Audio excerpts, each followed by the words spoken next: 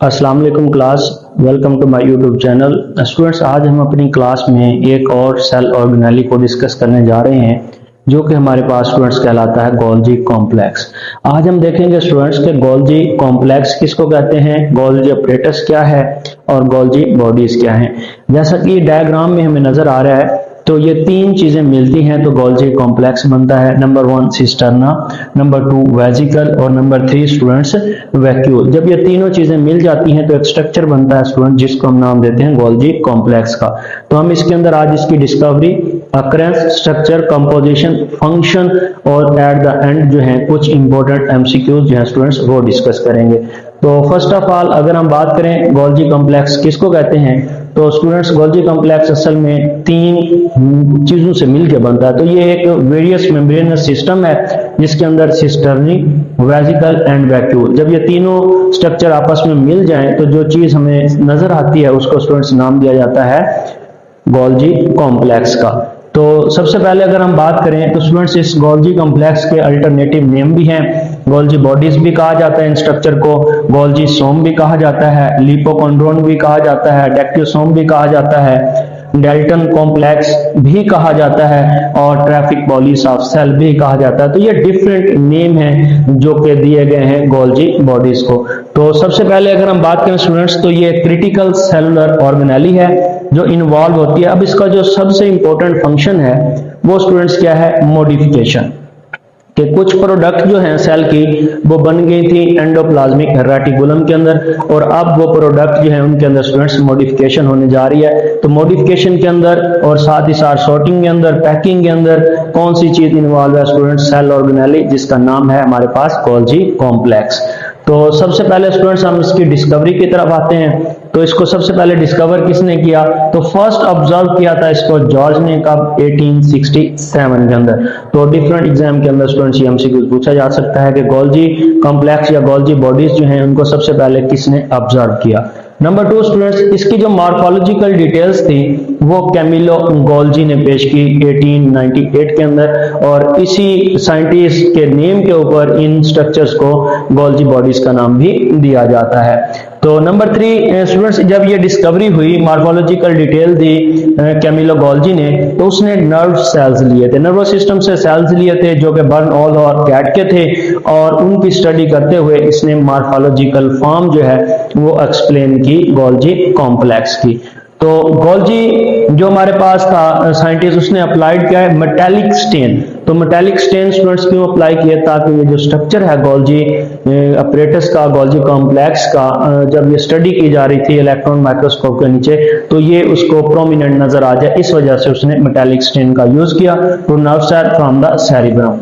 तो अब हम स्टूडेंट्स नेक्स्ट बात करते हैं अकरेंस के हवाले से कि ये हमारे पास मेम्ब्रेन बाउंड ऑर्गेनेली जो है कौन कौन से सेल के अंदर प्रेजेंट है और कौन कौन से सेल के अंदर ये एब्सेंट होती है। तो नंबर 1 स्टूडेंट्स ये तमाम यूकैरियोटिक सेल के अंदर प्रेजेंट होगी। हमने कहा ये मेम्ब्रेन बाउंड ऑर्गेनेली है और तमाम यूकैरियोटिक सेल के अंदर ये प्रेजेंट होती है। और प्लांट्स के अंदर ये जो है स्कैटर्ड होती है और इर्रेगुलर होती है साइटोप्लाज्म के अंदर।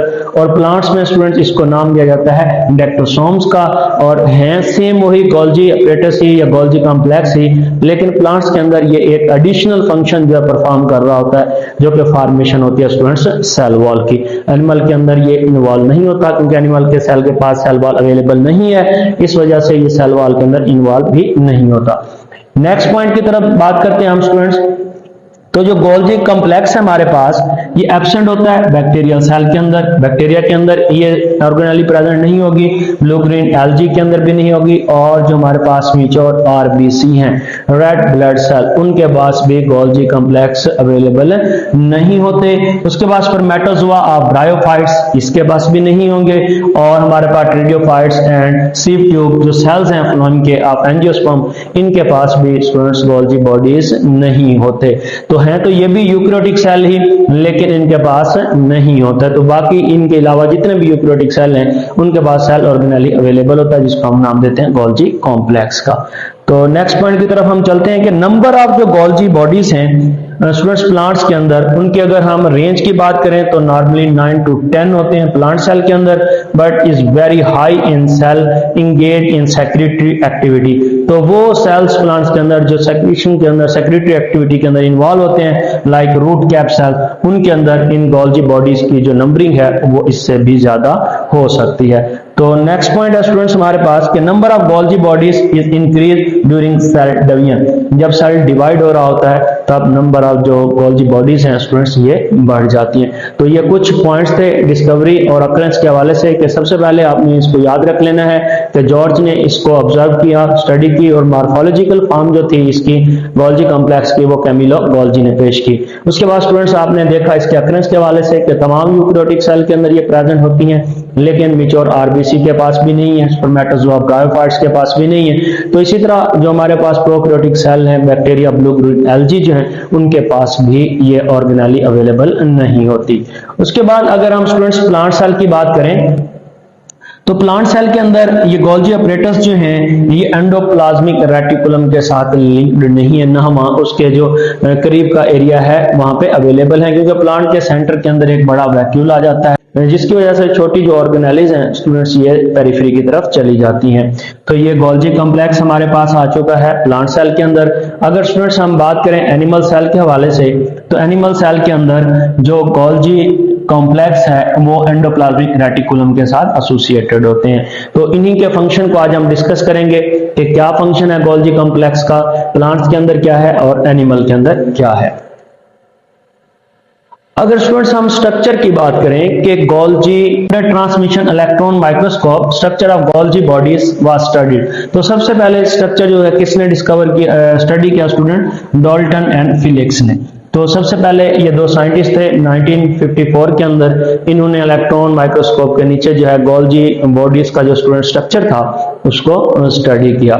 उसके बाद हमारे पास है कि गोल्जी बॉडीज के असल में 4 पार्ट्स होते हैं। उन 4 पार्ट्स को हम 1 बाय 1 पढ़ेंगे और साथ में ये भी हम देखेंगे कि कौन सा स्ट्रक्चर जो है क्या कहलाता है, गोल्जी बॉडीज क्या है, गोल्जी कॉम्प्लेक्स क्या है और गोल्जी अपरेटस क्या है। तो स्टूडेंट सबसे पहले हम बात करते हैं सिस्टर्नी के हवाले से, और यही जो हमारे पास सिस्टर्नी है ये हमने एंडोप्लाज्मिक रेटिकुलम के अंदर भी पढ़ा था। तो आज हम साथ में ये भी देखेंगे कि एंडोप्लाज्मिक सिस्टर्नी और जो हमारे पास गोल्जी कॉम्प्लेक्स की सिस्टर्नी है इन दोनों के अंदर डिफरेंस क्या होता है। और सबसे पहले अगर हम बात करें सिस्टर्नी के हवाले से तो जो गोल्जी अपरेटस है is made up of stack of flat sac like या disc like structure called cisternae, कि जो हमारे पास गोल्जी अपरेटस है उसके अंदर जो फ्लेंटेड सैक लाइक स्ट्रक्चर होते हैं उनका ढेर लगा पड़ा होता है, उस ढेर को हम स्टूडेंट्स क्या नाम देते हैं, गोल्जी अपरेटस का नाम देते हैं। और ये जो सिस्टर्ना है या हम कहते हैं गोल्जी अपरेटस जो है इसकी कंपोजिशन की अगर हम बात करें तो स्टूडेंट्स ये प्रोटीन, कार्बोहाइड्रेट्स, ग्लाइकोप्रोटीन और कुछ एंजाइम से मिलके बना होता है। तो ये हमारे पास केमिकल्स हैं जिससे मिलके ये सिस्टर्नी बनती है। नेक्स्ट पॉइंट हमारे पास है स्टूडेंट्स के नंबर ऑफ सिस्टर्नी की रेंज की अगर हम बात करें तो ये 3 to 7 होती है in most on animal, but in lower organism में हैव अप टू 30 प्लेंटेट्स है, कि अगर हम हायर एनिमल की बात करें तो उसके अंदर जो सेल के अंदर सिस्टर्नी की रेंज है वो 3 to 7 होगी, लेकिन जो लोअर ऑर्गेनिज्म है उनके अंदर ये 30 तक पहुंच सकते हैं। तो margin of the each cisternae are gently covered so that the entire body takes on a cup like appearance। तो पहली यहाँ पे ये चीज आप नोट करेंगे कि जो एंडोप्लाज्मिक रेटिकुलम के अंदर सिस्टर्नी थी स्टूडेंट्स उसमें कर्व अवेलेबल नहीं था, लेकिन जो हमारे पास गोल्जी कॉम्प्लेक्स के अंदर सिस्टर्नी है उसके अंदर एक कर्व मौजूद है। तो पहला यहाँ पे डिफरेंस हमारे सामने आ चुका कि एंडोप्लाज्मिक रेटिकुलम का जो सिस्टर्नी था उसके अंदर कर्व नहीं था, गोल्जी कॉम्प्लेक्स का जो सिस्टर्नी है उसके अंदर कर्व मौजूद है। उसके बाद बाकी डिफरेंस जो है हम साथ साथ डिस्कस कर लेंगे।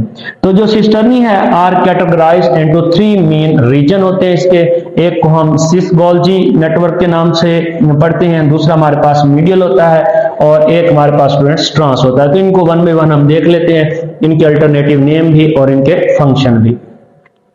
तो जो गोल्जी बॉडीज हैं students has a definite polarity, cisternae at the convex end of the dictyosome compress farming phase. तो हम इनको देखते हैं कि फार्मिंग फेज किस साइड पे बनेगा और मैच्योरिंग फेज जो है स्टूडेंट्स वो किस साइड पे बनेगा। तो सबसे पहले अगर हम बात करें स्टूडेंट्स, तो ये हमारे पास एक स्ट्रक्चर आ चुका है। तो जो एंडोप्लाज्मिक रेटिकुलम था, वहां पे कुछ हमने कहा था कि फॉर्मेशन हो रही है। फॉर्मेशन किसकी हो रही थी students? Chemicals like protein, ribosome जो थे वहां पे फैक्ट्री अवेलेबल थी। तो जो वेसिकल है स्टूडेंट्स, ये वेसिकल जब आपस में फ्यूज होती हैं तो फ्यूज होके ये एक ट्यूब लाइक सिस्टर्नी जो है ये डेवलप करती हैं। तो जो वेसिकल जब फ्यूज होंगी तो जो स्ट्रक्चर बनेगा स्टूडेंट सिस्टर्नी का, इसको आप गोल्जी बॉडीज का नाम देते हैं।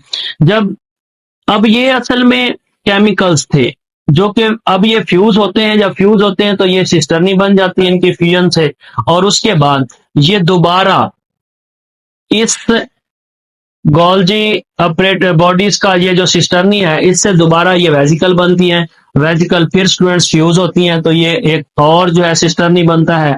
उसके बाद दोबारा जो है ये वेसिकल बनता है और फिर ये स्ट्रक्चर। इस तरह ये जो हमारे पास अवेलेबल है स्टूडेंट्स वेसिकल, ये एक ट्रांसपोर्टर का काम कर रहा है। तो इस सिस्टर्नी के अंदर मॉडिफिकेशन शुरू हो जाती है कि जो प्रोटीन होती है उसकी मॉडिफिकेशन शुरू हो जाती है, क्योंकि हमने स्टार्ट के अंदर कहा था कि गोल्जी कॉम्प्लेक्स जो है मॉडिफिकेशन का भी फंक्शन परफॉर्म करता है और साथ ही साथ जो है पैकिंग का भी काम करता है।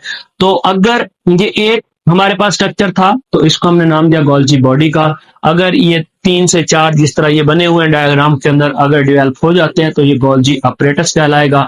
और स्टूडेंट्स एट द एंड अगर इसके साथ अटैच हो वैक्यूल, तो वैक्यूल के बाद स्टूडेंट्स ये जो हमारे पास स्ट्रक्चर होगा होल स्ट्रक्चर, इसको हम नाम देते हैं गोल्जी कॉम्प्लेक्स का। तो गोल्जी कॉम्प्लेक्स में 3 चीजें आ जाएंगी। नंबर 1 आएगा स्टूडेंट्स वेसिकल्स, नंबर 2 आ जाएगा सिस्टर्नी, और नंबर 3 जो स्टूडेंट्स आ जाएगा वैक्यूल। तो ये तीनों चीजें मिलके जो स्ट्रक्चर बनाएंगे उसको स्टूडेंट्स नाम देते हैं गोल्जी कॉम्प्लेक्स का। तो यहाँ पे आप देखें कि वो फेस जो एंडोप्लाज्मिक रेटिकुलम की तरफ है उसको स्टूडेंट्स नाम दिया जा रहा है सिस फेस का, और गोल्जी कॉम्प्लेक्स का जो फेस जो है प्लाज्मा मेम्ब्रेन की तरफ है उसको नाम दिया जा रहा है स्टूडेंट्स ट्रांसफेज का। तो ये 2 फेस होते हैं गोल्जी कॉम्प्लेक्स के। तो 1 बाय 1 इनको हम आगे चल के डिस्कस कर लेते हैं। अब स्टूडेंट्स हम बात करने जा रहे हैं कि जो हमारे पास असल में गोल्जी अपरेटस है उसके कितने फेस हैं। तो स्टूडेंट्स इसके 3 फेस हैं। एक को सिस फेस कहते हैं, एक को मीडियल फेस कहते हैं या मीडियल गोल्जी, और एक को ट्रांस फेस का नाम दिया जाता है। तो स्टूडेंट्स जो सिस फेस है इसको फार्मिंग फेस का नाम भी दिया जाता है, रिसीविंग साइड का नाम भी दिया जाता है, और आउटर कन्वेक्स सरफेस होती है ये। तो स्टूडेंट्स इसी तरह अगर हम बात करें कि जो मीडियल है इसको मीडियल साइड का नाम दिया जाता है, सेंटर स्टैक भी कहते हैं, और यहाँ पे जो फंक्शन होता है वो ग्लाइकोसाइलेशन का होता है। इसको आगे चल के फर्दर डिटेल में हम डिस्कस कर लेते हैं। और जो हमारे पास स्टूडेंट्स है सिस फेज, तो ये फेज जो है एंडोप्लाज्मिक रेटिकुलम और न्यूक्लियस, और receive bulbs from the SER smooth endoplasmic reticulum से जो वेसिकल या बर्ड्स जो असल में बर्ड ऑफ होते हैं उनको ये रिसीव करता है।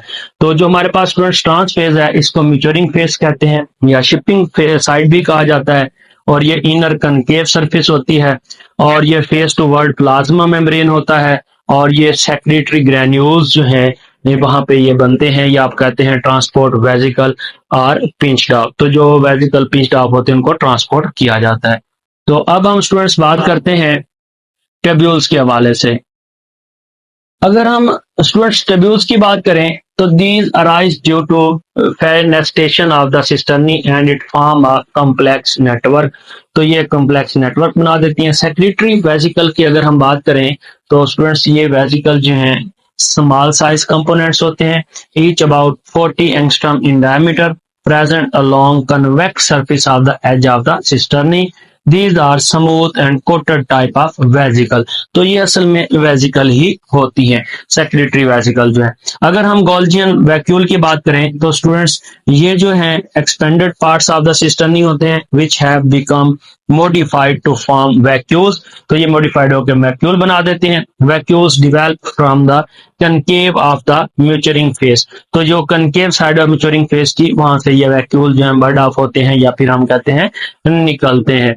तो उसके बाद स्टूडेंट्स हमारे पास आएगा फंक्शन ऑफ गोल्जी बॉडीज, कि गोल्जी बॉडीज जो है वो कौन कौन सा फंक्शन जो है ये परफॉर्म करते हैं। तो सबसे पहले स्टूडेंट्स इसका जो फंक्शन है गोल्जी कॉम्प्लेक्स या गोल्जी बॉडीज का, वो सेक्रीशन है, कि गोल्जी बॉडीज जो है सेक्रीशन करती है। So it is a large site among this secretary cell.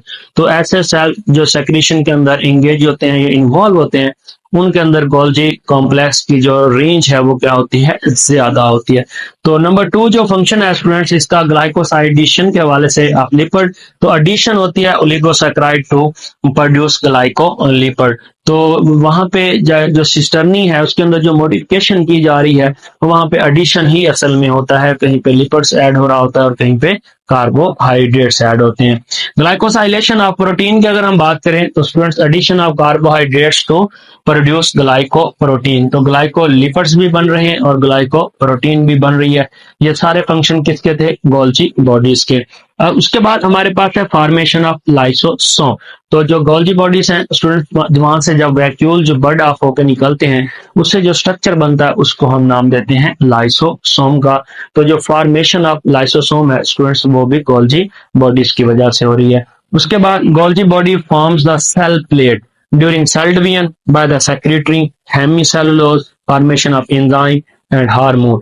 तो ये प्लांट सेल के अंदर स्टूडेंट्स गोल्जी बॉडीज जो हैं ये सेल प्लेट, यानी कि हम कहते हैं सेल प्लेट भी फॉर्मेशन भी करवाती हैं और सेल वॉल की जो फॉर्मेशन है उसके अंदर भी ये इन्वॉल्व होती है। तो सबसे पहले अगर हम बात करें तो ये हमारे पास एंडोप्लाज्मिक रेटिकुलम था, इसमें different chemicals like protein enzyme hormones की सेक्रेशन होती है। तो यहाँ से ये बर्ड ऑफ होके वेजिकल की शक्ल में आगे जाते हैं। तो वो वेजिकल जब फ्यूज होती हैं तो फिर सिस्टर्नी बनती है, तो सिस्टर्नी से फिर वो वेजिकल निकलती हैं, फिर वो वेजिकल मॉडिफिकेशन के बाद फ्यूज होती हैं, फिर नेक्स्ट सिस्टर्नी बनता है। इसी तरह ये स्ट्रक्चर जो है स्टूडेंट्स वो करता रहता है। तो नेक्स्ट पॉइंट की अगर हम बात करें तो ये हमें कुछ डायग्राम के अंदर स्ट्रक्चर दिखाया गया है जो इसके फंक्शन से रिलेटेड है कि किस तरह ये सारे का सारा स्ट्रक्चर जो है बनता है। तो ये हमारे पास गोल्जी कॉम्प्लेक्स, ये उससे बर्ड ऑफ होने वाले सेक्रेटरी वैक्यूल्स कह लें आप, तो या वेजिकल कह लें। तो ये जिस तरह ट्रांसपोर्ट हो रही है आगे सेल के अंदर तक भी ये रह जाती हैं जो प्रोडक्ट होती हैं और सेल से बाहर भी इसको एक्सपोर्ट कर दिया जाता है। उसके बाद स्टूडेंट्स हमारे पास है कि जो वो साइट्स होते हैं एनिमल्स के गोल्जी अपरेटस, वहां पे फंक्शन करता है as a centre around which yolk is deposit. तो जहां पे यॉक डिपॉजिट होता है उसके सेंटर के ये फंक्शन परफॉर्म करता है। membrane of the vesicle produced by Golgi apparatus join in the region of the cytokinesis to produce new plasma lemma। तो न्यू प्लाज्मा लीमा की फॉर्मेशन के अंदर भी ये गोल्जी कॉम्प्लेक्स इन्वॉल्व होता है। उसके बाद स्टूडेंट्स ये इसको कहा जाता है export house of a cell. Cell का एक्सपोर्ट हाउस जो है वो गोल्जी कॉम्प्लेक्स कहलाता है। और उसके बाद Golgi complex give rise to the acrosome in animal sperm, के जो एनिमल का जो स्पर्म है ह्यूमन का लाइक उसका जो हेड है वहां पे एक्रोसोम जो होता है वो किससे मिलकर बनता है, गोल्जी कॉम्प्लेक्स से, जिसके अंदर डिफरेंट तरह के एंजाइम अवेलेबल होते हैं और वो एंजाइम फर्टिलाइजेशन के दौरान चल के जब एग के पास पहुंचता है तो एग की जो मेम्ब्रेन होती है उसको डाइजेस्ट करने में हेल्प करते हैं। उसके बाद हमारे पास लास्ट पॉइंट है students sulphation addition of sulphate group and proteolytic, जो हमारे पास प्रोसेसिंग है cleavage of the precursor proteins के हवाले से। तो ये स्टूडेंट्स हमारे पास एक फर्टिलाइजेशन के हवाले से एग दिखाया गया है। तो ये हमारे पास एक स्पर्म है, स्पर्म के ये जो एक्रोसोम है इसके अंदर एंजाइम होते हैं। वो एंजाइम असल में गोल्जी कॉम्प्लेक्स के होते हैं जो कि आगे चल के ये जो मेम्ब्रेन है एग की इस मेम्ब्रेन को डाइजेस्ट करते हैं और ये जो न्यूक्लियर मटेरियल है स्टूडेंट्स ये मिक्स अप हो जाता है। तो ये एक छोटा सा तारुफ था गोल्जी कॉम्प्लेक्स के हवाले से। इंशाल्लाह नेक्स्ट ऑर्गेनली हम डिस्कस करेंगे अपने नेक्स्ट लेक्चर के अंदर। उससे पहले थोड़े से हम एक दो एमसीक्यूज जो हैं वो स्टूडेंट्स डिस्कस कर लें जो कि बहुत इंपॉर्टेंट है। तो पहला एमसीक्यू है students, which of the following structure is directly associated with the Golgi apparatus. तो ये हमारे पास स्टूडेंट्स आ जाएगा एंडोप्लाज्मिक रेटिकुलम। तो एंडोप्लाज्मिक रेटिकुलम जो है ये डायरेक्टली एसोसिएटेड होता है। उसके बाद नेक्स्ट जो है student, the cisternae of the Golgi apparatus are organised into 3 main region. तो स्टूडेंट्स हमने 3 मेन रीजन जो है गोल्जी के पढ़ लिए थे, एक सिस था, एक मीडियन था और एक जो था मेच्योरिंग या फार्मिंग वाला था। Which of the following is not one of this region, तो कौन सा इनमें से नहीं है? तो सिस गोल्जी नेटवर्क भी है, ट्रांस भी है, मीडियन भी है, तो ये जो पेरी गोल्जी नेटवर्क है स्टूडेंट्स, ये आंसर करेक्ट होगा, ये उसका हिस्सा नहीं होता। उसके बाद नेक्स्ट अगर हम बात करें एमसीक्यूज की, तो स्टूडेंट्स कहते हैं विच of the following process occurring in Golgi complex, तो कौन सा होता है स्टूडेंट्स? ट्रांसक्रिप्शन ये तो नहीं होती, डीएनए रेप्लिकेशन भी नहीं होती, ऑक्सीडेटिव जो फास्फोरिलेशन है ये भी नहीं होती, तो ग्लाइकोसाइलेशन का प्रोसेस होता है।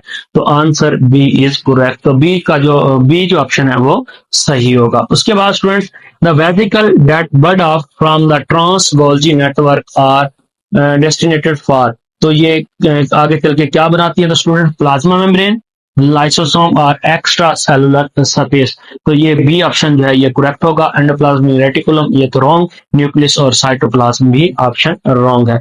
लास्ट पॉइंट है हमारे पास description and disruption in the Golgi function can lead to which of the following disorder, तो अगर गोल्जी कॉम्प्लेक्स के अंदर कोई हम कहते हैं चेंज आ जाती है या कोई हम कहते हैं उसका फंक्शन जो है डिस्टर्ब होता है, तो कौन सी बीमारी जो है ये हो सकती है?